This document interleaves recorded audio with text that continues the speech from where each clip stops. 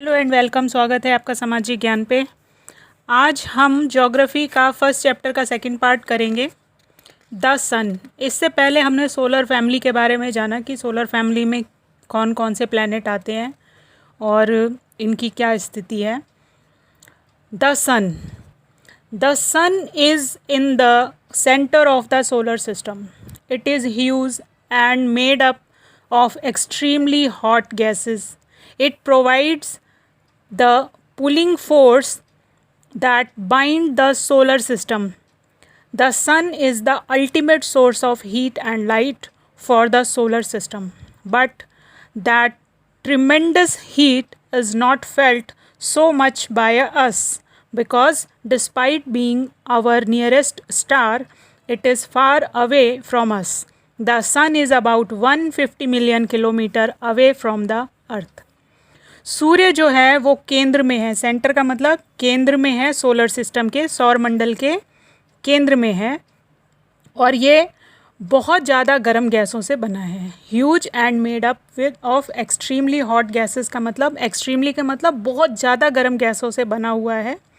और ये गर्म गैसें जो हैं ये एक दूसरे से टकराती हैं और एनर्जी रिलीज़ करती हैं. और एक चीज़ आपको बताऊं कि सोलर सिस्टम में आपको पता है कि आप पृथ्वी पे रहते हो, आप पृथ्वी पे चल फिर सकते हो.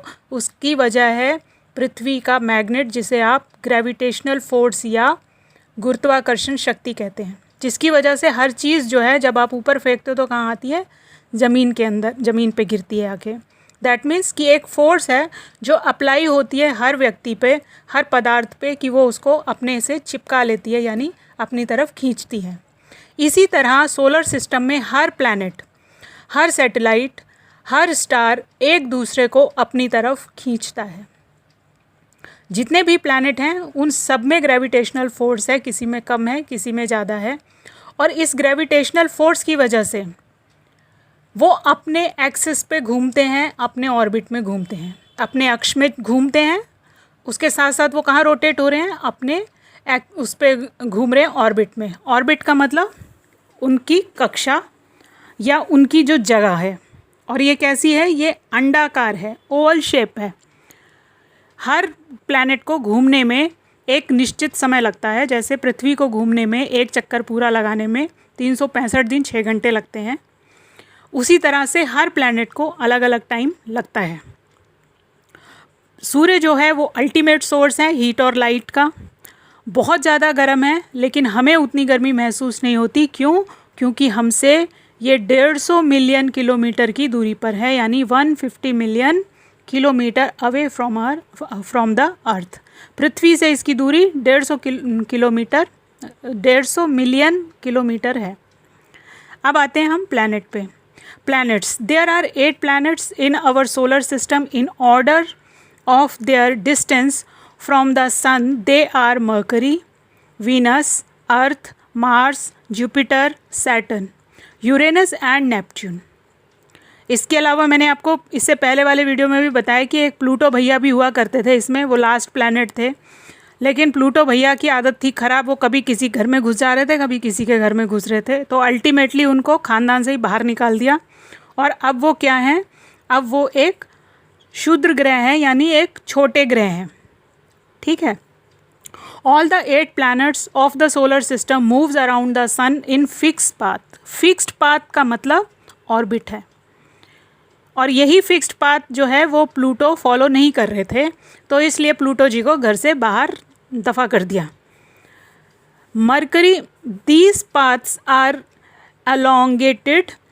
They are called orbits. Mercury is nearest to the sun. It takes only about 88 days to complete one round along its orbit. अपने अक्ष पर घूमता हुआ, वो खुद भी घूमता रहता है और अपने उस पर घूमने के साथ साथ में वो क्या करता है? उतनी ही तेज़ी से, उतनी ही तेज़ गति से वो अपने ऑर्बिट पे भी घूमता है, यानी अपनी कक्षा में घूमता है. और ये 88 दिन में अपना एक चक्कर पूरा कर लेता है. यानी अगर कल्पना कीजिए कि कोई व्यक्ति बुध ग्रह पे रहता है, मरकरी पे रहता है, तो 88 दिन में उसका साल ख़त्म हो जाएगा और वो फिर से नेक्स्ट ईयर में चला जाएगा, है ना. 88 डेज़ के बाद में हैप्पी न्यू ईयर गाएगा, फिर नेक्स्ट उसमें 88 डेज़ के बाद में फिर हैप्पी न्यू ईयर गाएगा. Venus is considered as Earth's twin because its size and shape are very much similar to that of the Earth. Venus जो है, शुक्र ग्रह जो है, उसको कंसिडर किया जाता है पृथ्वी के जुड़वा भाई की तरह से. मतलब ये उसका जुड़वा है, ट्विंस है, क्योंकि उसका साइज़ और शेप जो है वो बहुत कुछ मिलती जुलती है पृथ्वी से. मगर पृथ्वी तो अनोखी है क्योंकि वहाँ हम रहते हैं ना. Till recently, August 2006, Pluto was also considered a planet. However, in a meeting of the International Astronomical Union, a decision was taken that Pluto, like other celestial objects, Ceres 2003 US UB 313, discovered in recent past, may be called deaf planet. बौना ग्रह बना दिया उसको. क्या बना दिया? बौना ग्रह बता दिया कि ये बौना ग्रह है, मगर ये प्लैनेट नहीं है. क्यों? क्योंकि ये बाकी प्लैनेट्स की तरह, जो बाकी के प्लैनेट्स एक नॉर्म फॉलो करते हैं, वो प्लूटो भैया फॉलो नहीं करते हैं. The earth is the third nearest planet to the sun. तीसरा प्लैनेट है जो सूर्य के पास है, जहाँ पे कौन रहते हैं? हम रहते हैं. हम ग्रेट लोग रहते हैं, मतलब human beings. In size, it is the fifth largest planet.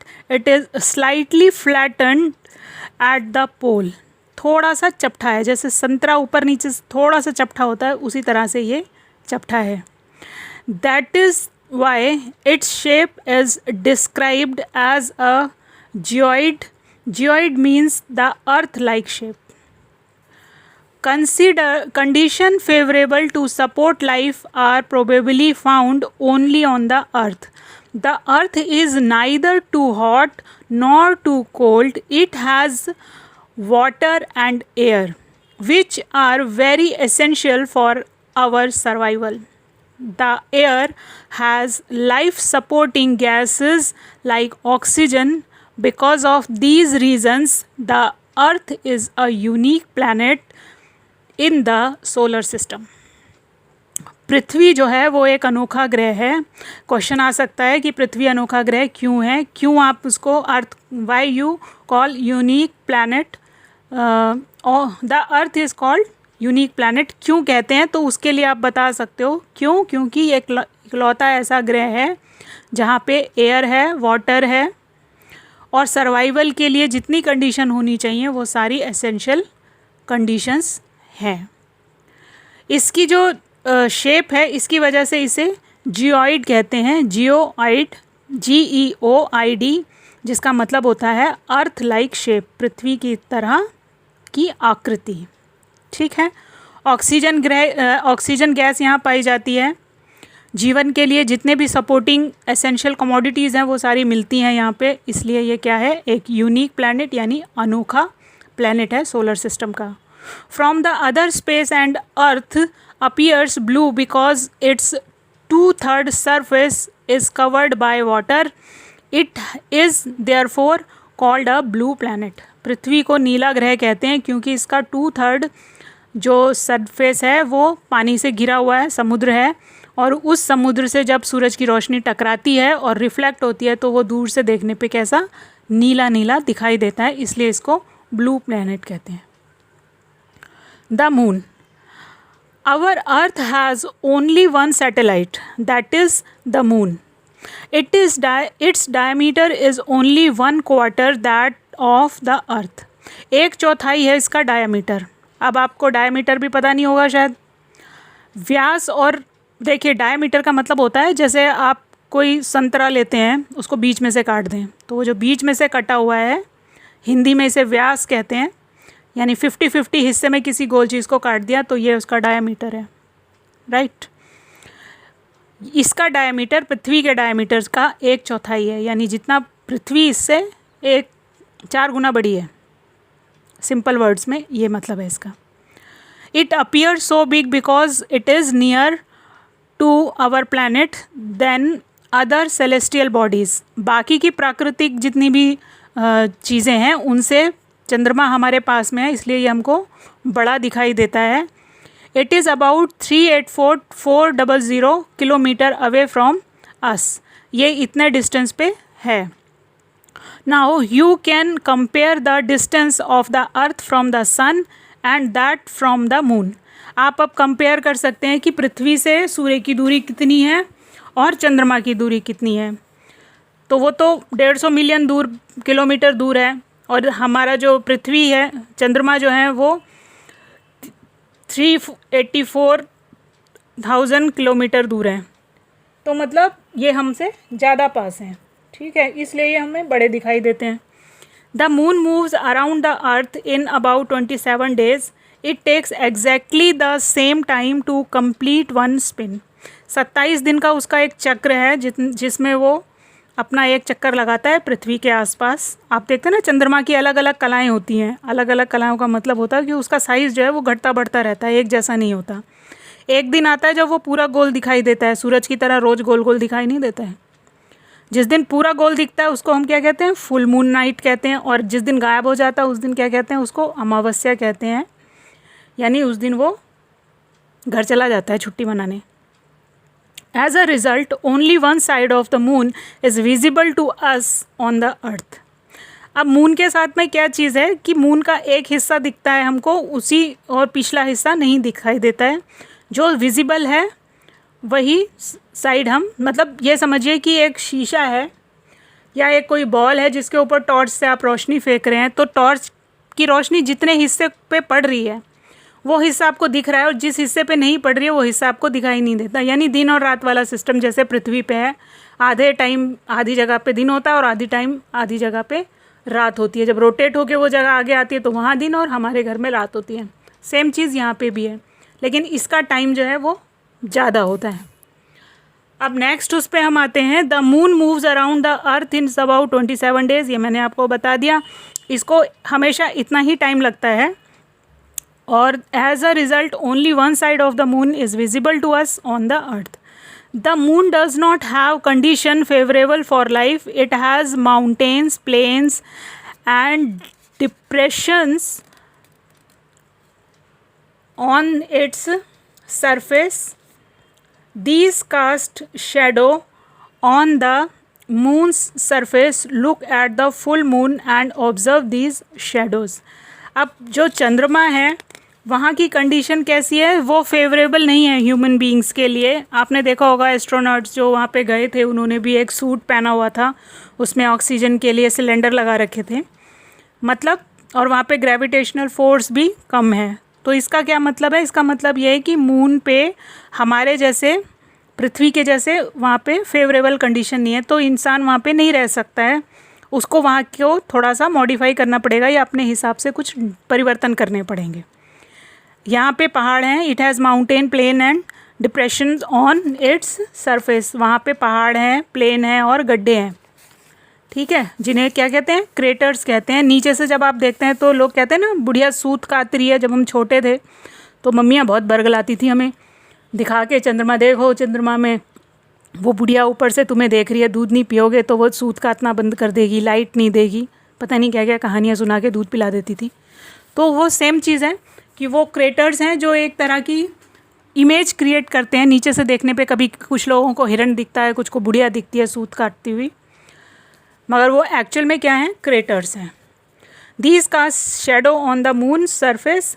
Look at the full moon. जिस दिन पूर्णमासी हो उस दिन आप इसको देखें और उसको ऑब्जर्व करें. Asteroids. Apart from the stars, planets, satellites, there are numerous tiny bodies which also moves around the sun. चंद्रमा, तारों के अलावा, ग्रहों के अलावा और उपग्रहों के अलावा, सैटेलाइट्स क्या हैं? उपग्रह हैं. किसके? प्लैनेट्स के, ठीक है. कोई ग्रह होगा, उसके आसपास एक छोटी सी बॉडी घूम रही होगी, जिसको हम क्या कहेंगे? एक ये ग्रह है और इसके आसपास जो चक्कर लगा रहा है सैटेलाइट, वो उपग्रह है. There are numerous tinies. इसके अलावा भी बहुत सारी छोटी छोटी बॉडीज़ होती हैं जो पृथ्वी के आसपास उसी तरह चक्कर, सूर्य के आसपास उसी तरह चक्कर लगाती है जैसे ग्रह और तारे चक्कर लगाते हैं. इन बॉडीज़ को कहते हैं asteroids. They are found between the orbits of Mars and Jupiter. ये कहाँ पे मिलते हैं? इन्हें क्षुद्र ग्रह कहते हैं. क्षुद्र का मतलब होता है छोटे ग्रह, ठीक है, साइज़ में छोटे होते हैं, इसलिए इन्हें क्षुद्र ग्रह कहते हैं हिंदी में. और ये कहाँ मिलते हैं? मार्स और जुपिटर के बीच में, यानी मंगल और बृहस्पति के बीच में इनकी एक रेखा है वहाँ पे पाए जाते हैं। Scientist are of the views that asteroids are part of a planet which exploded many years back. तो साइंटिस्ट ये मानते हैं कि ये भी ग्रहों से टूटे फूटे हिस्से हैं जो अलग होकर फिर जुड़ गए हैं, इसलिए यहाँ चक्कर काट रहे हैं उसी तरह से। Meteoroids, the small pieces of rock which moves around the sun are called meteoroids. Hindi में कहते हैं उल्का पिंड। आप हमेशा सुनते हैं मीटेरॉइड्स आ रहे हैं, कभी भी टकरा जाएंगे, दुनिया ख़त्म हो जाएगी। मीडिया ये न्यूज़ चैनल वाले हर दूसरे दिन पृथ्वी ख़त्म करते रहते हैं मीटेरॉइड्स से, तो ये वही मीटेरॉइड्स हैं, उल्का पिंड। The small places of the rock, ये क्या हैं, छोटी छोटी चट्टानें हैं, और जैसे ही ये पृथ्वी के वायुमंडल में एटमॉस्फेयर में प्रवेश करती हैं क्या होता है, ये जल जाती हैं। ठीक है, तो बहुत छोटा सा हिस्सा नीचे आता है, लेकिन जब उसका साइज़ बहुत बड़ा है, क्योंकि वो बहुत ऊंचाई से गिर रही होती हैं, तो जहाँ पे भी ये गिरते हैं वहाँ अच्छा खासा गड्ढा बना देते हैं, और एक तरह से भूकंप वहाँ पे आ जाता है इनकी वजह से। Sometimes these meteoroids come near the earth and tend to drop upon it. कई बार गिर भी जाते हैं, पास से गुजर जाते हैं, कई बार गिर भी जाते हैं। During this process due to friction with the air they get heated up and burn. पृथ्वी के अंदर जैसे ही घुसते हैं, उसके ऑर्बिट में जैसे अंदर को आते हैं, वायुमंडल के कक्षा में प्रवेश करते के साथ ये क्या होते हैं, उसको हिट करते हैं और वहाँ जल जाते हैं। It causes a flash of light. टूटता तारा आपने कई बार होता है ना, कई बच्चे बोलते हैं, हम भी बोलते थे जब हम छोटे थे, हमने अभी भी देखे हैं कि टूटता तारा देख के विश मांगो, आपकी विश पूरी हो जाएगी। असल में वो टूटता हुआ तारा नहीं है, वो इसी तरह के मीटेरॉइड्स हैं जो कि गिरते रहते हैं और आपको दिखते हैं इस तरह से कि जैसे कोई तारा टूट गया है।